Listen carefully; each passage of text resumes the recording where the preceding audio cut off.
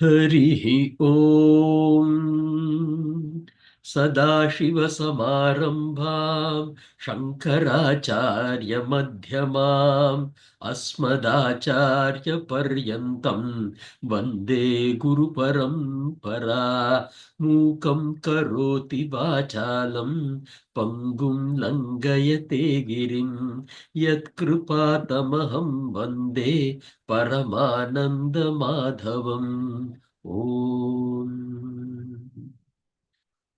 So we started with Bhagavad Gita, chapter 1, Shloka number 1, and we are doing some important deep dive knowledge which will help us in realizing all the values that we will be speaking of later.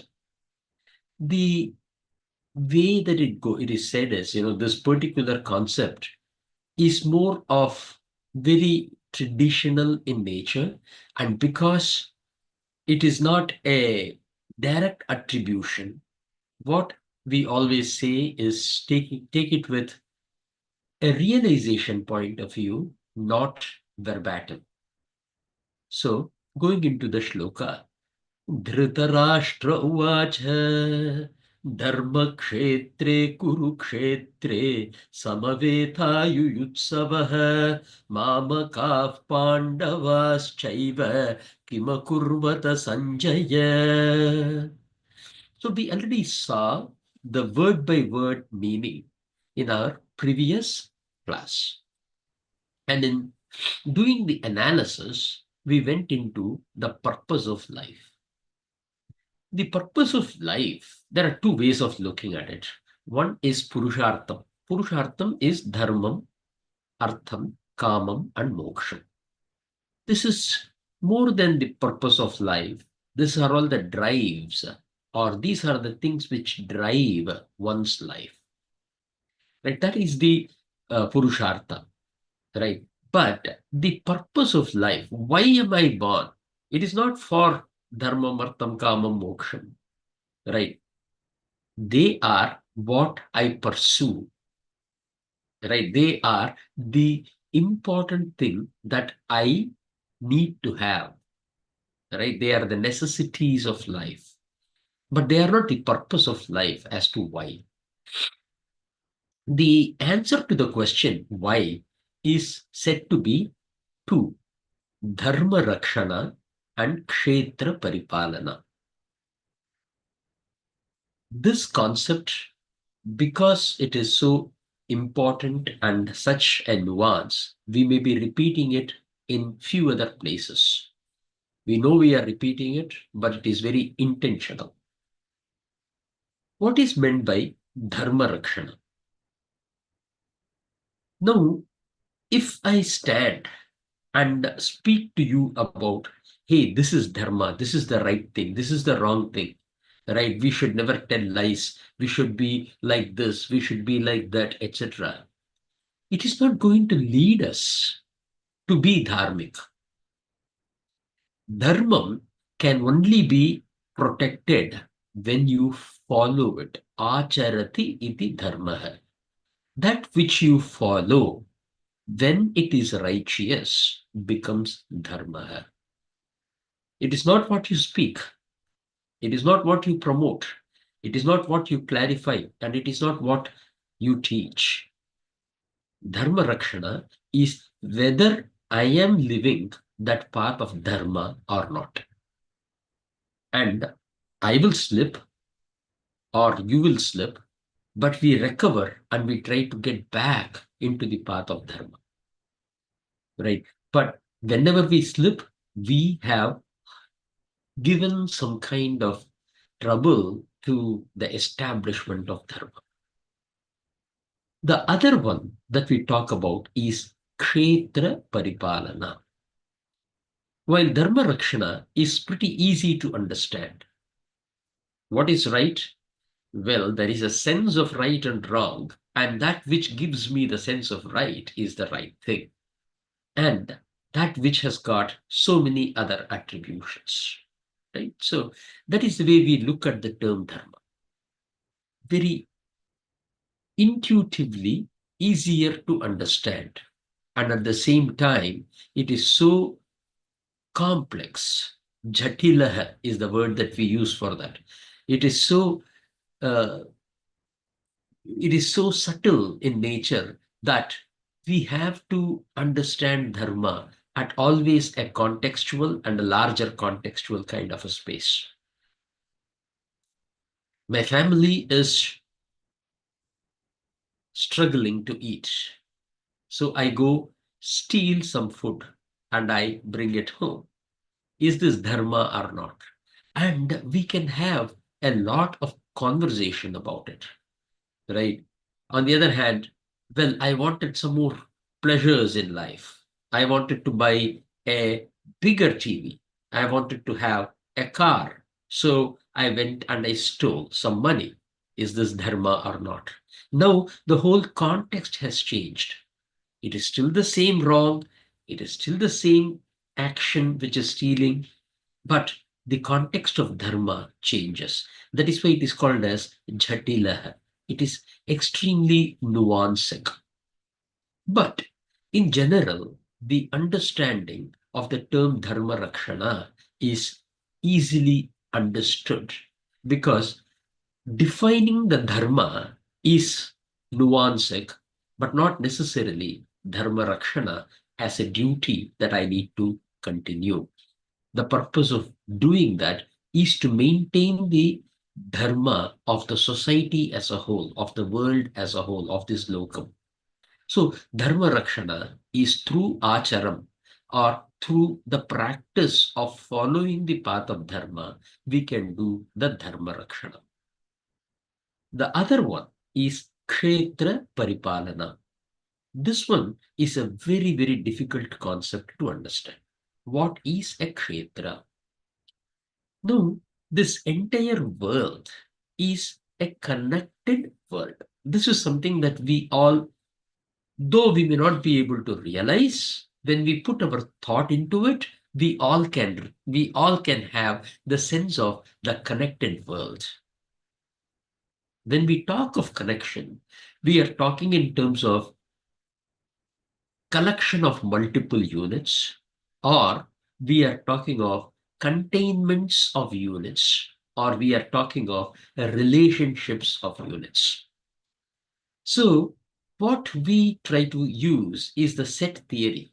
Much easier. Put a big circle, and that is the Prakriti. Inside, keep drawing many, many, many circles, and just look at the picture that you have drawn. You will see that there are 10 circles which are overlapping each other.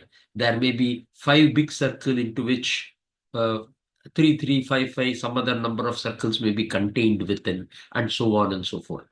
That is the way that we explain the term kshetra. Kshetra is a definitive unit of transaction. We cannot transact at a prakriti level. We cannot transact at the supreme oneness level. That it is paramarthikam, not vyavaharikam in nature. For us to be able to transact, which is what is essential for a karmic bhumi, which is this earth, it is important for us to do segmentation. And when you do the segmentation, and who does the segmentation? Not I, not you. It is done by each individual person. But as soon as I do a small circle, if you look at the Prakriti, you are already contained into something else. You are already related to something else, and so on. So your Kshetra automatically expands to the level of Prakriti, but we are dealing at a Kshetra level. And this Kshetra is always compounded with relationship, containment, contained, as well as being part of the ultimate Prakriti. The term Paripalana is also very tricky word to understand. For this, the example that we give is like how a child is taken care of. Shishupalana, for example. That is again Paripalana's extension to a Shishu. Now, when a newborn is there, like a 2 month old is there, or something like that, even if in case it is the mother, the child doesn't really care, right? When you don't want it to cry, it will cry. But if you are not going to be supporting the child will die. You have the duty to nurture it. But the child is independent of you. Without you, the child will die, but the child will not bother about you. It won't care. It will be totally on its own. And that is the nature of a kshetra as well. Any field that you define, let us say that Carnatic music is a kshetra, right? I am going to be devoting myself to the field called as Carnatic music. Whether I am devoted to Carnatic music or not, Carnatic music will survive, will sustain, will flourish. But if everybody in the world stop taking care of Carnatic music, the Carnatic music will die. For something to live, it has to be carried by the people. And that is what makes Kshetra Paripalana a beautiful concept. The purpose of life is defining a kshetra and nurturing it. The term nurture is specifically used because you should have no expectation back from kshetra. And the paripalana is that which is required to be done. We cannot say that, hey, every day in the morning at 6 o'clock, I have to get up and do the singing of Carnatic music. Only then the kshetra will be, what do you say, nurtured. No, that is not the case at all. There is no definition. Paripalana is that which you do that you feel is necessary for the upkeep of the health of the kshetra that you have defined. Nobody else. You have defined. So this is called as the Dharma. This is the purpose of life. We will go into the reason behind it. How come, Naresh, you are just coming and saying this? What does it mean? How can it be? It can be the normal question that people can ask. We will come to what gives birth. Okay. Now, what we know is there is life in the seed. Not every seed has a life in it. Very easy. I have got 10 seeds of a rose plant. I sow all the 10. It is very, very, very less likely that all the 10 will emerge as a plant. You may be getting 2 plants, which means 2 of the seeds carried life in it, whereas the other 8 did not. So there is something called as a life inside a seed, and after that, the life uses the seed to manifest itself and grow. This could be pretty straightforward. Scientifically, in a lab, anywhere we want, it can be established. So there is something beyond the matter, which is what this being is. Now, what happens is this, let us call it as a form of energy. This life is a form of energy. If you take it as a form of energy, what you need to know is, okay, again, we know this particular concept that energy can neither be created nor be destroyed. Similarly, the matter can neither be created nor be destroyed. Only a transformation can take place from one to the other. And we will talk about this in the second chapter, right? A very beautiful shloka. Bhagavan puts it as Nasato vidyate bhavaha na bhavo vidyate sataha ubhayorapi drishtontaha. Right? So here the concept is this establishment that that life form that we have seen inside the seed will have to have its existence. That is why in the Shad Vikara, we start from Asti, existence. It must have existed for it to manifest. That is the first point. So let us assume that there is something like what you see in a TV, that white kind of a figure, that exists as life, or a jyoti kind of a thing exists as life.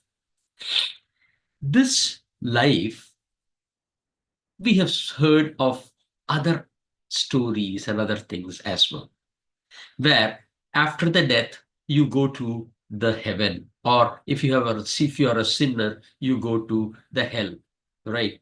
And it also says there is a Pitruloka. So to the Pitruloka, we go and offer the water, right? We give the till, etc. So there is always that aspect as well. Now let us see the conflict that is there. A Jivan is born here as Naresh, and let us assume that Jyoti ji knows what is my previous birth, and she is able to find out, and she goes through her magic and comes back and tells me that Naresh, in the previous birth, you were a monkey. Very clear that I was not part of this lineage. Correct? Let us assume that Ravi Bhaiya knows what is my next birth. He looks into all his Vidya and Kala and he comes back and tells that Naresh, next birth, you are going to be a Gandharva because you sing. Right? Okay. Now, what has happened is this also establishes that I am not going to be associated with this kul, this lineage anymore. I was not associated with the lineage. When I say lineage, my father's name is Srinivasan. His father's name is Matrubhutam, and so on. We know who our forefathers are, and nobody can deny that there is a forefather, that there is a kul, there is a lineage, that we are coming in that kul. And nobody can also deny that if my birth can change from one to the other, I am not tied to the same kul forever. So, what is the reason that I do the Pitrikarya? That is the way that it goes. Now, what it says is this Jivan, for which we had put that light, a Jyoti, as the concept, after it is okay, let us start from this birth, right? After Naresh passes away, this life form of Naresh, which doesn't have a name anymore because this name Naresh was only associated to this body. This light goes to the Yamaloka, and there they look at the sins and the good deeds that I have done, and then they say that, oh, I'm not part of this Pitru at all. So, preparing live streamer. I don't know what does it mean. I hope I'm still streaming, but okay. So, what it tells us, this Jyoti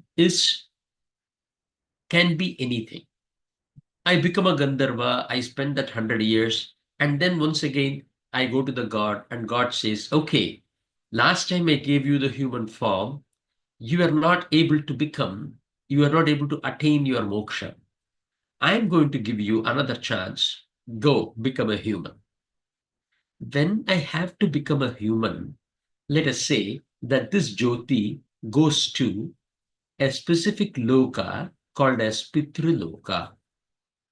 Now there are Pitris there.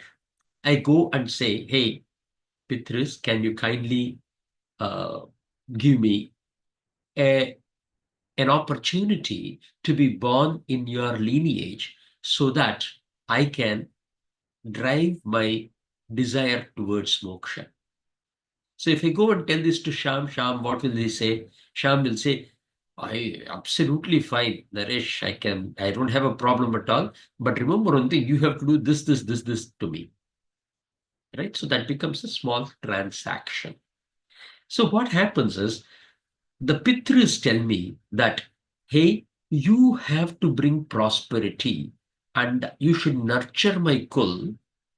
If you agree to that, then I will let you take birth in my lineage. I say yes. After this promise is made, I am born into that particular kul. So now I am in Sham's kul. What becomes my duty then?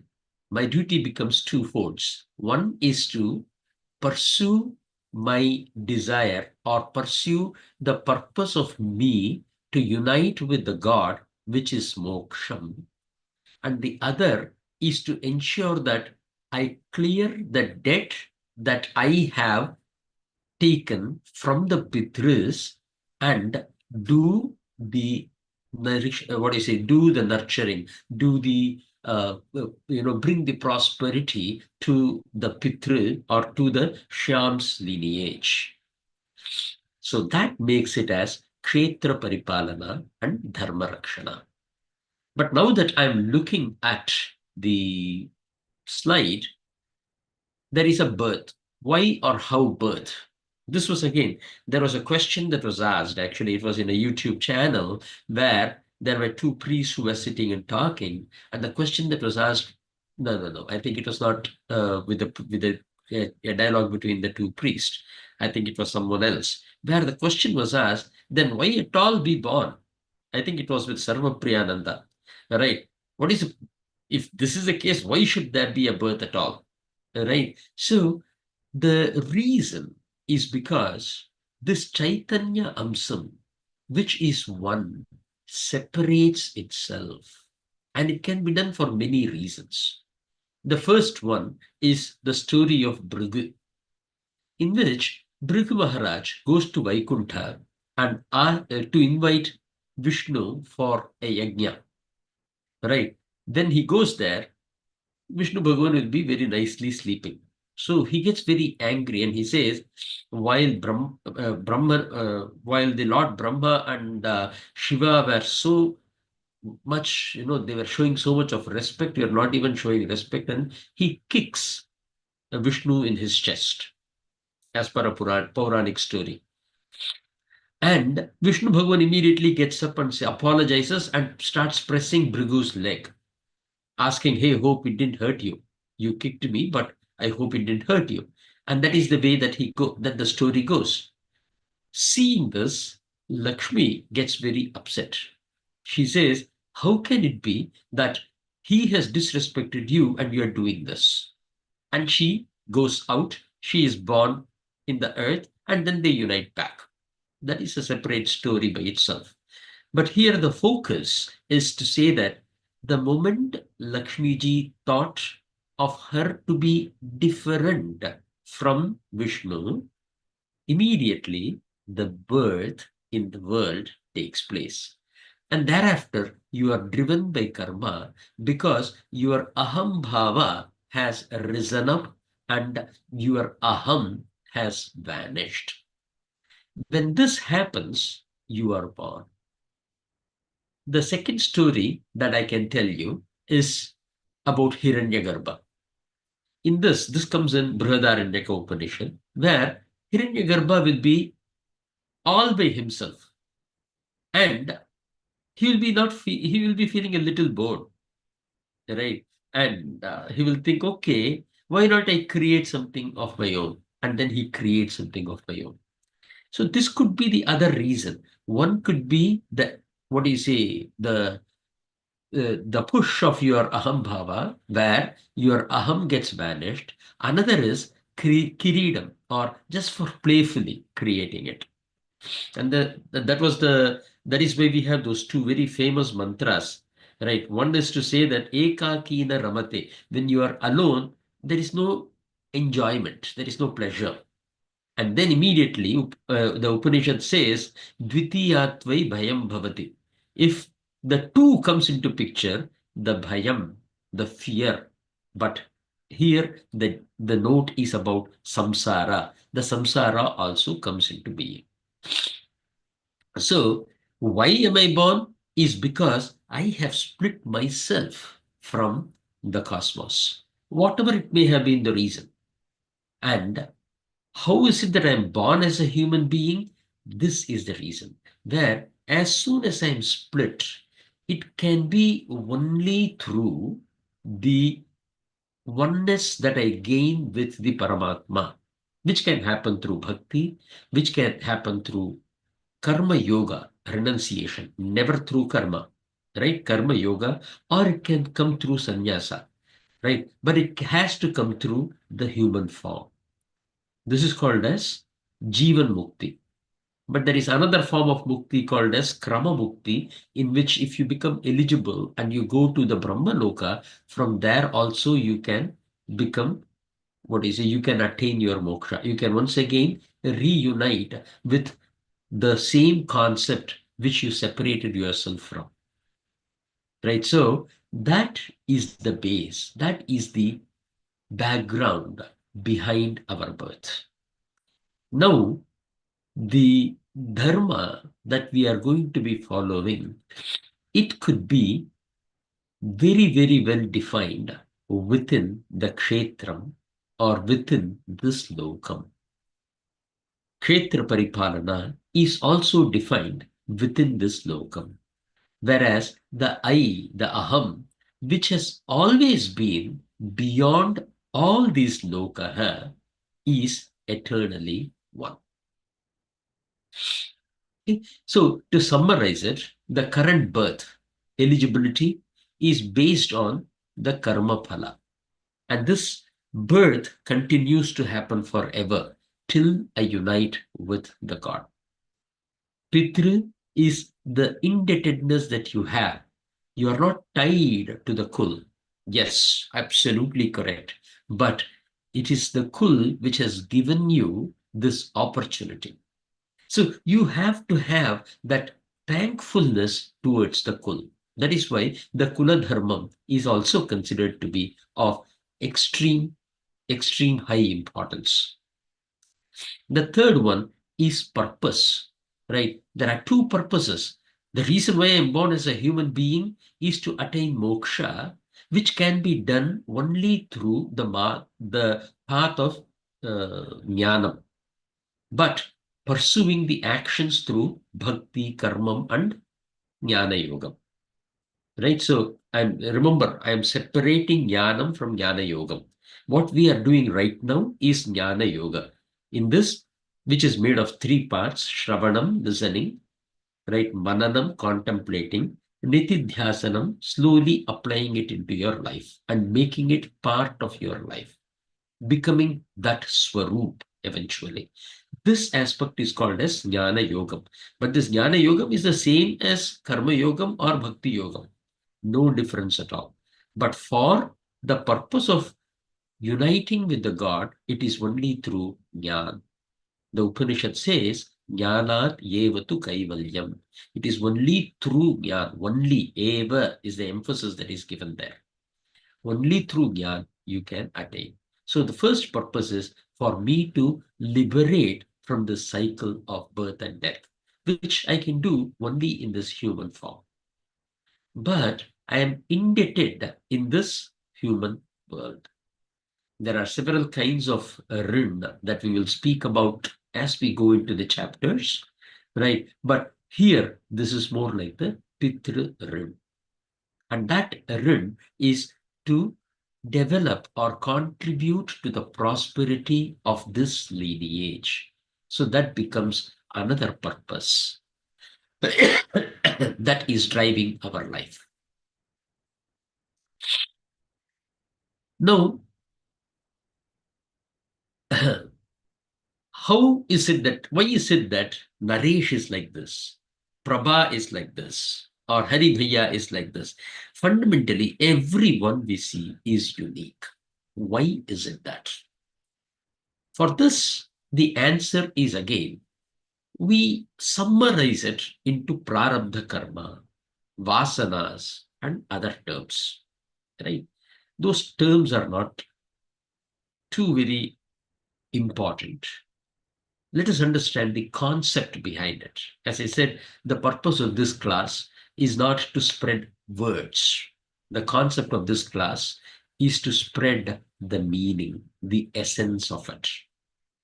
Right? So the term prarabdha karma is what happens is, as I said, now that you have gone out of the concept of Brahman, Parabrahman, and you have separated yourself from it, like how Lakshmi ji did.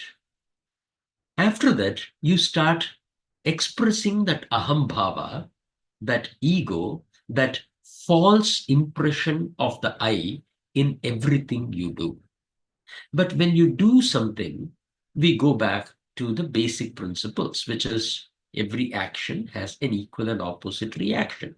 So, as you continue to do something, you continue to accumulate the reactions. In a material world, I push this, it has moved, so there is a reaction. Pretty straightforward. Whereas in the subtle part of the world, it may not be immediate. It may have to have enough force for something to manifest itself. So what happens is it gets accumulated in something called as Sanjita Karma. From that Sanjita Karma, you take a bucket full of karma, which is called as Prarabdha Karma, to take birth. When I take this Prarabdha Karma, there are characteristics of the Prarabdha Karma which gets attached to this birth of yours. Not only that, you also reach out to the Pitras and say that, hey, I want this to be done. The Pitras will say that, yes, absolutely, but take this and use this for your discharge of duty for my lineage. And that becomes the kulam into which I belong. In the biological term, we can say it becomes the genetic memory. Okay, so the genetic memory and your own manifested karma, they come together to form what you are today. So obviously, it has to be unique. What I did, you could not have done, right? You could have done a similar thing. So your, what is a definition of what it is, and my definition of what it is very different. So our phala, the karma phala, is also very different. And as I said, it is not necessary that for those karma, we are not going to be picking things and putting it in bucketing it. It is subtle in nature. So it is a chunk, which means half of something could also be attributed to it. So there is going to be a mix of something, which is the subtle body, as we call it, which initiates this process and enters into a karana sharir. And because of that, this Karana Sharir is unique. And from a unique thing, only unique things can come out. That is why even among the best of the twins, we know their fingerprints differ. So there is nothing that is unique in this entire prapancham, right? Even when we do the chip manufacturing, we have seen that when you look into the electron microscope, the way the spread happens is different between each chip. You don't find exact print, in the microprocessors. So everything that is created is unique by itself. This leads us back to concluding the objectives of birth, which is Kshetra Paripalana and Dharma Rakshana. This is what Acharya spoke about when it comes to Pravritti Dharma.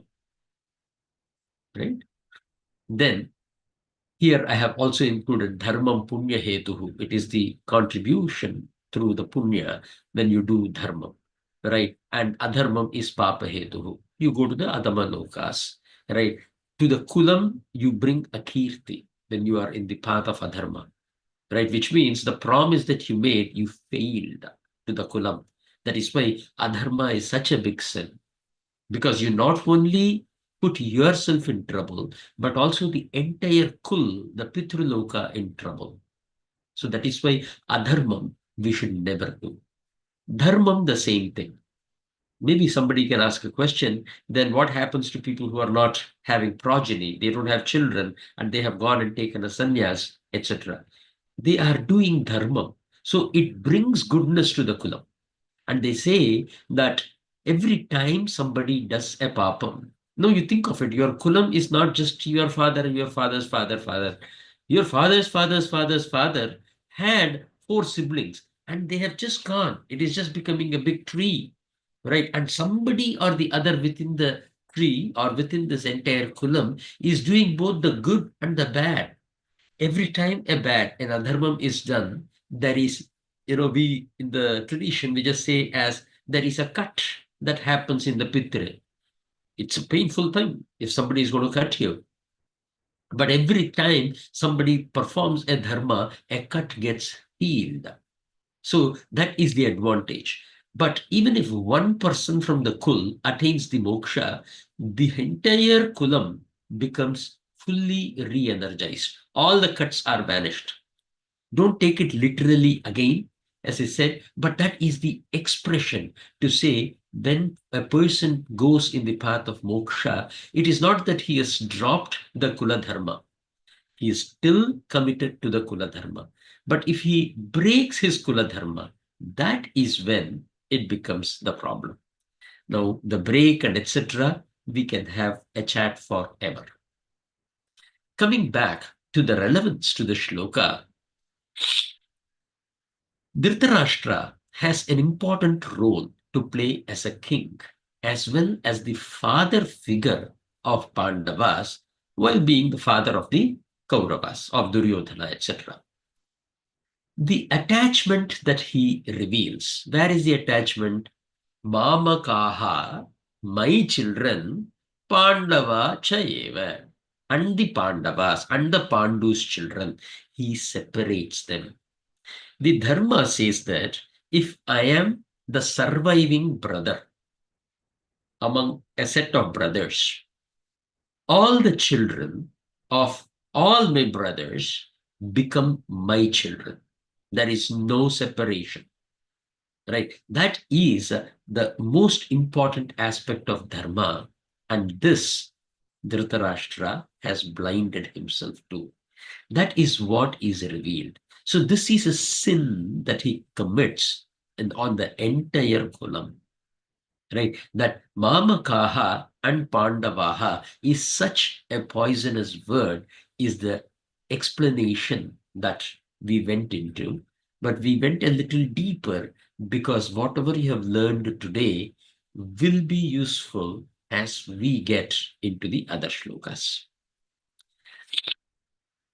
So the pravritti dharmam and the nivritti dharmam, those things that Shankaracharya speaks about, is basically bringing an alignment to this concept of what life is. Having said this, we are ready to go to the second shloka. Sanjaya Uvacha Drishtva tu Pandavanikam Vyooham Duryodhanastada Acharyamupasangamya Raja Vachanam Abravit. So here the words go like this. Sanjaya Uvacha. Uvacha means spoke. Sanjaya is the charioteer of Dhritarashtra. Drishtva tu, Drishtva is having taken a look at, after seeing. Tu is and. Pandava Anikam, the soldiers of the Pandava. Basically, the soldiers are not just scattered and roaming around, right? They are always in a specific formation. So here, the Anikam represents in a formation. Formation. Vyudham, arranged in the military formation. Duryodhanaha tada. At that time, tada means at that time, Duryodhan, the son, the eldest son of King Dhritarashtra, who is also the acting king because Dhritarashtra cannot fight. He is blind. So at that time, Acharyam Upasangamya, right? Acharya here denotes Dronacharya, who is the teacher of both Pandavas and Kauravas. Upasangamya approaches. Raja is the king. vachanam abravit, spoke these words. Now, what I did was I tried to put it up because the words in any shloka is not exactly in the same way that we understand it in English. So I have rejumbled the words. Sanjaya Uvacha, tu drishtva pandava anikam. Tu, after seeing the soldiers of Pandavas, viewed them, arranged in a formation, Duryodhan, King Duryodhan, approaches, is, I should put it in a square bracket there, Acharyam Upasangamya. No, that is what I missed. Okay, Acharyam, Dronacharya, Tada Upasangamya. At that time, as in after approaching him, Raja Vachanam Abravit. The king Duryodhana spoke the following words. That is what is the essence of this shloka. The core meaning of the shloka is that. As I said, this will be more like a dry, law kind of a subject. Right. So it is the basic understanding. The reason why we do this is because I might have interpreted something. My teachers and my, what do you say, parampara could have interpreted in some way, right? For example, Ramanujacharya, he started his education in Advaita parampara, and then he disagreed with his guru and he went into Dvaita parampara or Visishta Advaita parampara. I forgot, whatever it is. Yeah, it is Visishta Advaita parampara because Bhattar was in Dvaita parampara, right? So it is, absolutely fine. And that is the essence of any traditional Guru Parampara. It is not going to bind you. It is going to throw the entire stuff as is to you, broken word by word. But if you are going to look at the shloka, you may not know where the word breaks even sometimes. That is how I started, right? But the intent is expose everything, explain the way that we are looking at, and allow the light in you to glow and bring the light to yourself and the world. That is the purpose of this class. So that is why we do this. So it may be a little boring aspect, but then we will go back to looking and analyzing each and every shloka. So here, Vyooham, right? Formation in a warfare. Now again, why should I know this? Actually, you don't need to know it, right? For learning Bhagavad Gita, you don't need to know it. But if you don't know what is Vyuham, you will not know, or you are leading the path to a knowledge with some ignorance or with some, what is a avoiding a specific knowledge. So, as I said, because we don't have Acharya's commentaries, we take this moment to learn various things. And today we will quickly learn about Vyuham. There is no definite count on the number of Vyuham. I have searched, and searched. Right. Nobody has told me. I don't have any written notes from my old learnings to say how many Vyuham are there. Right. So the way that we look at it is the concept about warfare is basically expressed in Skanda Purana, and that is one of the best of the Purans for that. The Dhanurveda Shastra, Mahabharata, Artha Shastra, and other some specific war-related Shastras, which I may not be aware of, are the references to what kind of view we have. There are 18 which are considered to be prominent. The purpose is to establish the greatness of our tradition. We need to understand that for us, war was not winning in another person. The war was a dharma, right? I still remember some, evangelicals came knocking to my door and they said that, hey, don't you think that if the entire world becomes Christian, there will be no war, there will be peace? I said, you are totally wrong. A religion cannot bring peace. The conflict is within you. Though you are a devout Christian and I am a devout Hindu, We both have conflicts within us. When are we going to, what are we going to do about those conflicts? Right. So we need to understand that because conflicts are inevitable in this Mrityu Loka, it is important to attach dharma into inevitability. And that is what all these things have done. Right? So establishment of Vyooham, communicating it or showcasing it, they understand what it is, and countering that Vyooham with another form are all part of the dharmic aspect of a warfare. The Vyoohas are Chakra Vyooha. The shape is circular, no problem. What does it do? It traps and confuses the enemy.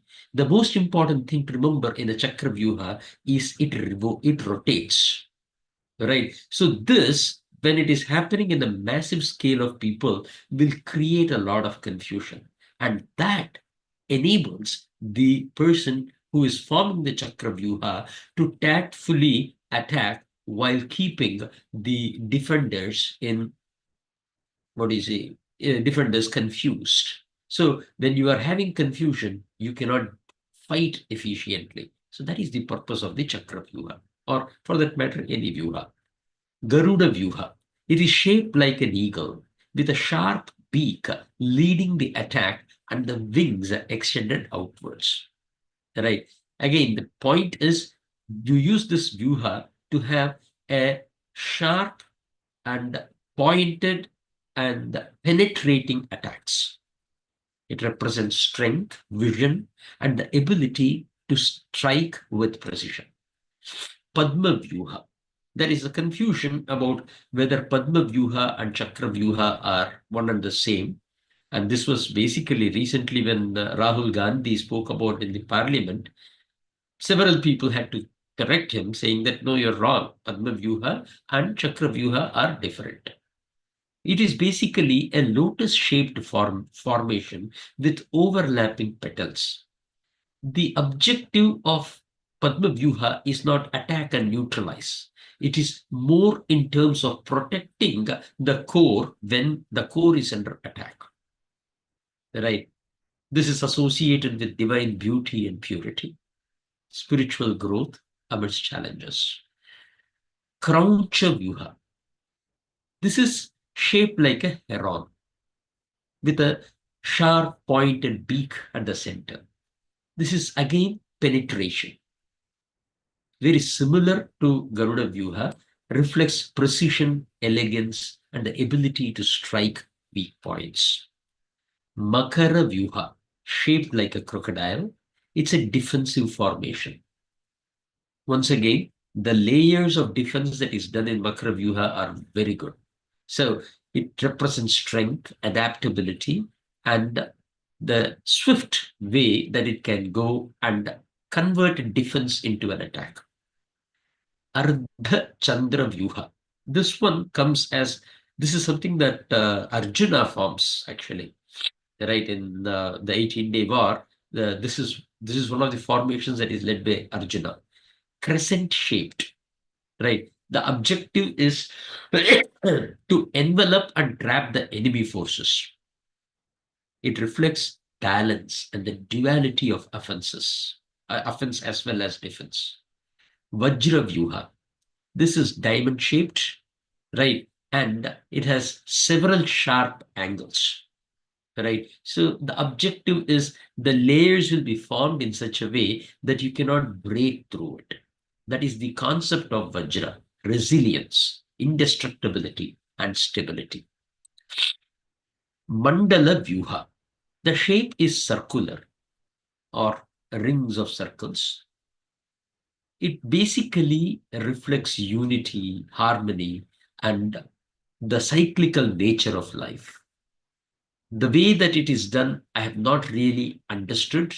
I haven't been able to read much about it, right? So if I had had some more references as to what it was done, I could have spoken more, but I don't have much about it. So I just wrote it as to encircle and overpower the enemy while maintaining a strong defensive line.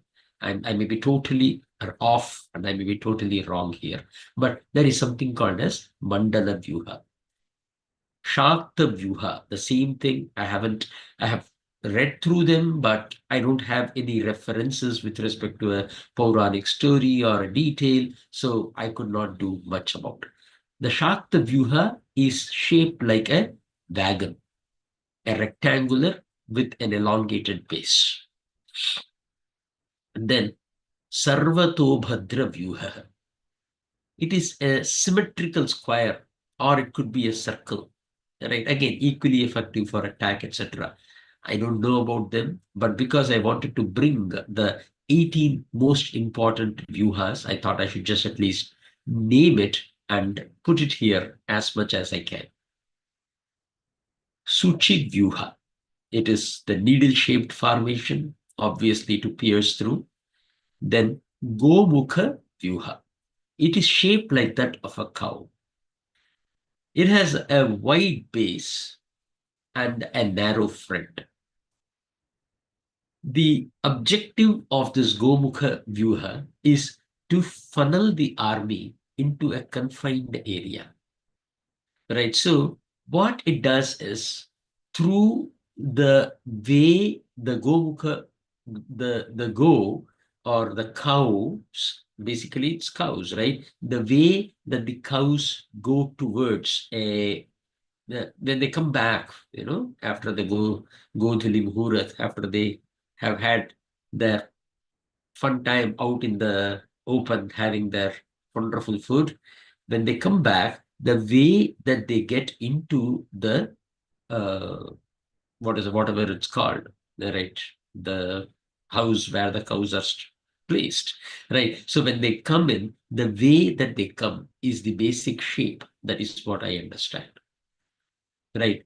It is so beautiful that it represents patience, nurturing, as well as strategic control. Right. This was an interesting read. So Gomukha Vyuha was having some reference, not directly into any fight, but it was nice to see this particular one. That it has a little more references. The Trishula Vyuha, Ankush Vyuha, Chandra Vyuha is again a famous one. Danda Vyuha and Bhoga Vyuha. I don't know much about them. Trishul, we all know, shaped like a trident. Ankush, you might have seen that Ankush, which is kind of a very odd shape, which the elephant, the one who herds elephants, carries on top of the elephant to control the elephant. Right. So it is supposed to be very, very strong, right? And it can take absolute control of things. So that is the greatness about Ankur as well. Chandra Vyuha, it is again circle, very similar to lotus, very similar to chakra, but very unique by itself, right? So Chandra Vyuha is a, what is it is a something which uh, functions in a specific orbit. It is in a very controlled way, but it is so powerful that it can basically break the confidence of the person who is coming into attack.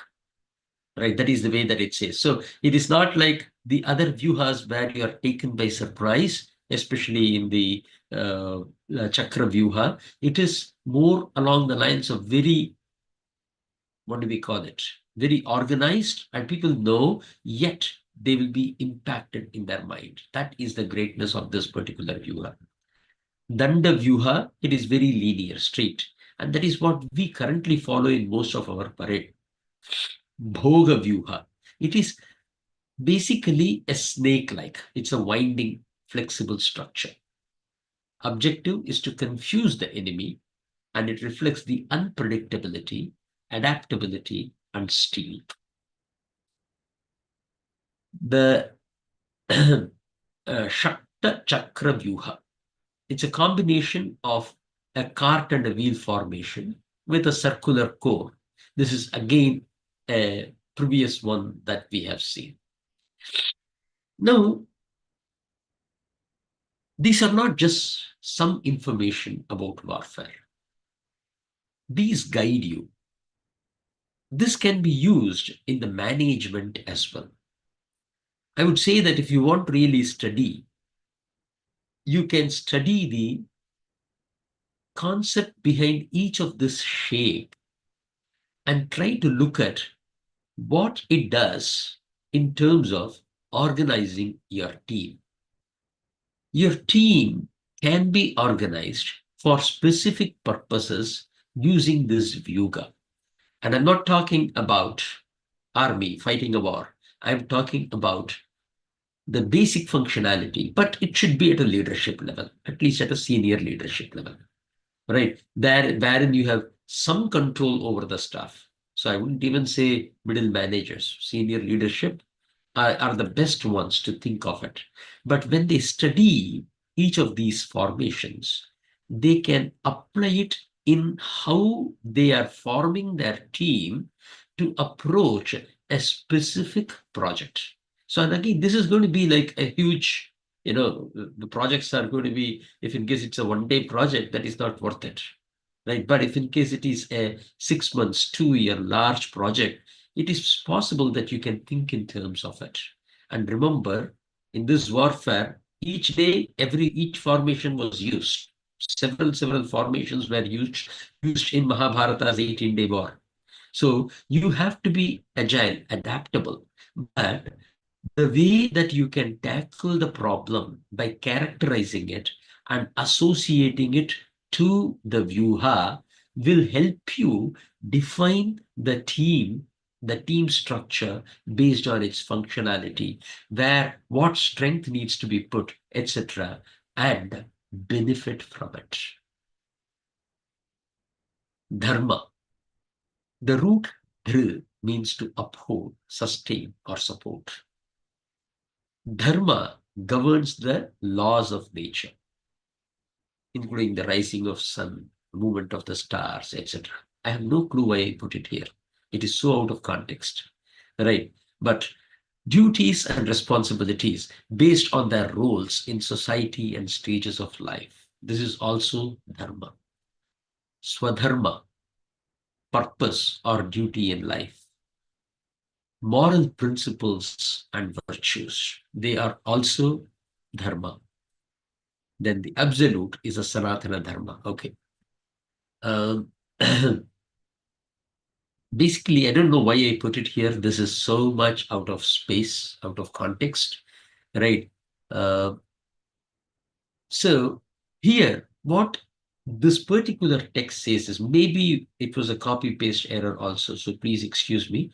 I don't want to keep you in a surprise, but the intent here is to say that when we talk of dharma, we have to understand what is dharma. And where Swadharma comes in, what is a Samanya Dharma and Vishesha Dharma, and what are all the moral principles and virtues. I will take a pause here. We will skip this section, but if you have specific question, please feel free to ask. As I said, this could have been purely a mistake of forgetting to delete when I was copying the slides over, or right, it was wrongly copied and pasted. As you know, this was large slide deck and I was working pretty hard to get this one done. So my apologies for the confusion.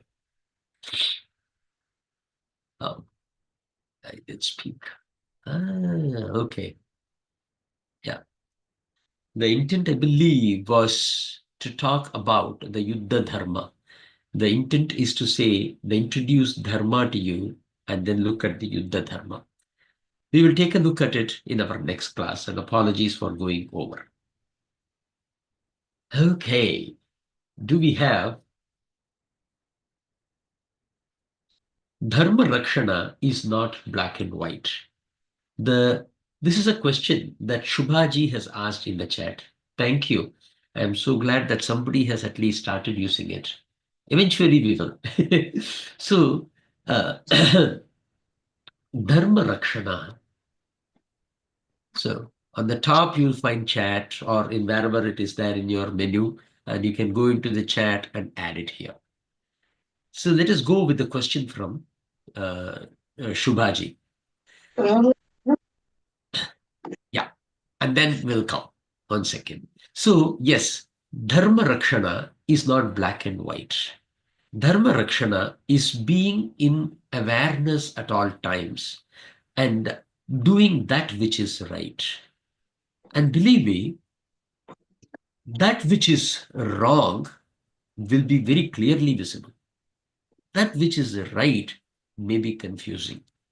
When it is confusing, it is always okay to seek the right guru at that time, which could be your daughter, it could be Samiksha who can do that, right? But a person who can remove that confusion will become the guru at that point in time.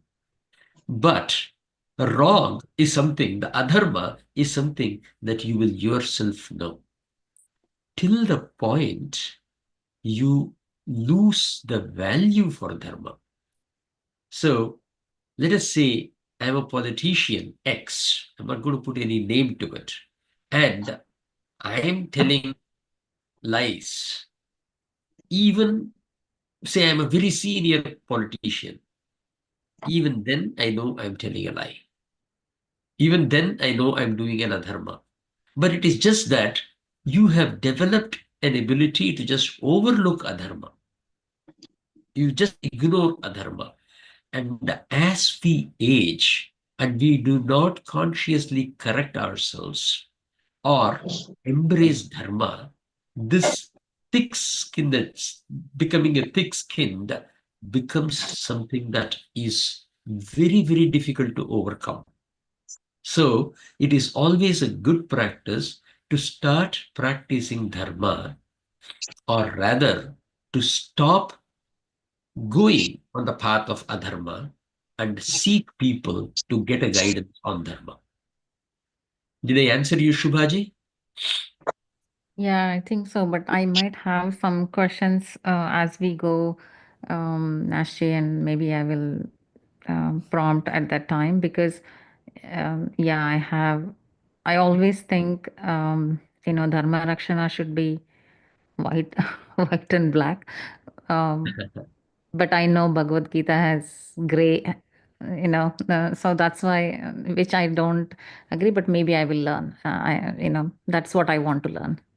Absolutely, absolutely. Dharma Shastra by itself is so complex, so it cannot be black and white, as simple as that, right?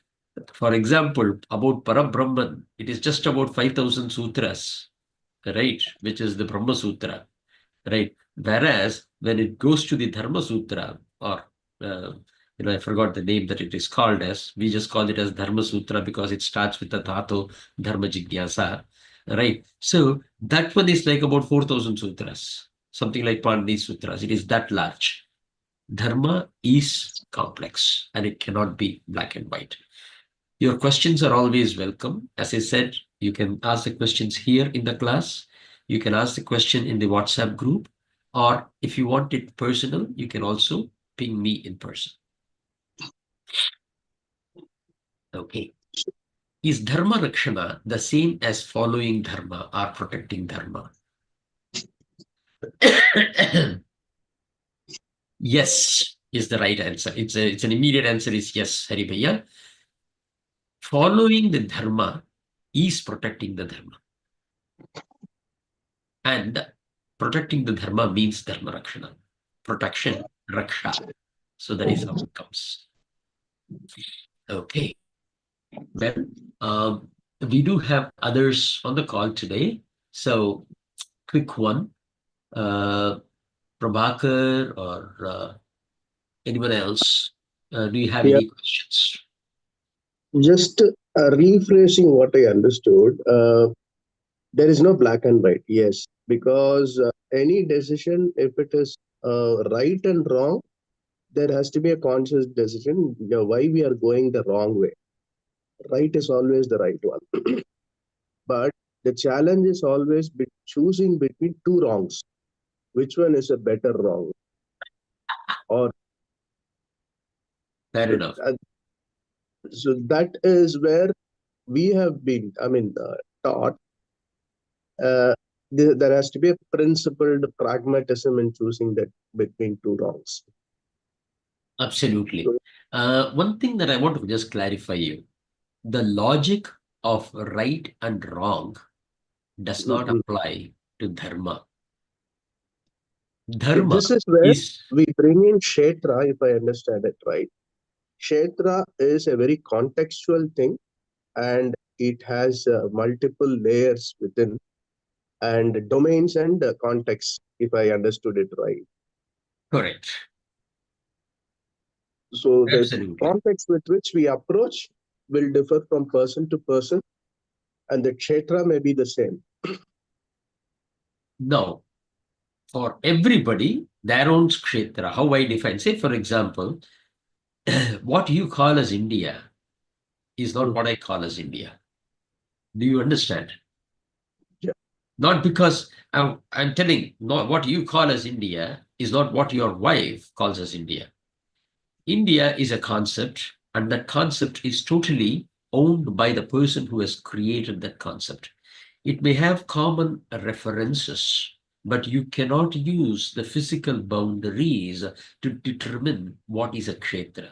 Kshetra is something that is defined by each individual, giving it an entity and associating himself to that entity. Does it make sense? It may Yes. seem to Yes. be the same because roughly, what do you say, when I'm talking of a water bottle, right? You also think of some water bottle, I think of the water bottle that is in front of me, and they are totally two different objects, totally different shapes, totally different purposes, right? But we are able to come to a contextual understanding, right? That is for the communication purposes. Kshetra is very, very individual in nature. How you have defined that kshetra, but once you define that kshetra, that which envelops it, you cannot change. For example, if I define this to be my family, then the bigger of this particular kshetra is the city of Portland or the Portland Metro. It is bigger. I am part of it. I am contained within it. Right? Just this is my family. Very simply, directly, it means you are contained within the kul of X. That cannot be changed. The containment can be pretty well understood, but the kshetra is something that you define. The relationships automatically are created. Sure, So, Shivaji. Prabhuji, in this Huh. context, even dharma gets defined person to person, right? No, no. Dharma is not defined at all. If it is defined, it Because has how become a do we reach it? shastra. Coming from a different kshetra, my outlook of dharma would be X. And coming from a different kshetra, the other person's outlook of dharma can be Y. It can be. Correct. You are very, very correct. Um, Here, the term dharma must be understood.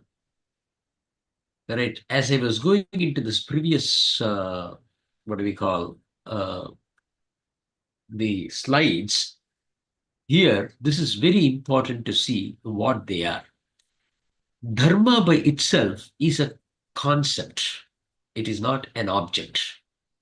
Now, the term dharma can be applied to so many things, right? When it is applied to so many things, then they are defined. Those defined dharmas are definitely within specific boundaries. That is something that we can always talk about in terms of the right or wrong, etc. The place Mhm. where you cannot talk about as right and wrong is when it comes to the absolute correctness, that which we call as the supreme righteousness. Right? Let us do the right thing. When you say that, that becomes the supreme dharma. That supreme dharma cannot be defined. But when you segment it into a smaller, say, for example, uh, vanaprastha dharma, brahmacharya dharma. These can be done. Religious practices are also called as dharma. They can be said, yes, your dharma is different, my dharma is different. The supreme sanatana dharma or the absolute dharma cannot be. When we talk of the righteousness, there you cannot. Does it clarify? Yeah. So that is the black and white zone. Then further drilling it down, we may get into gray zones. Absolutely. Yeah. Okay. Well, time is 7:46. Are there any other questions from anybody?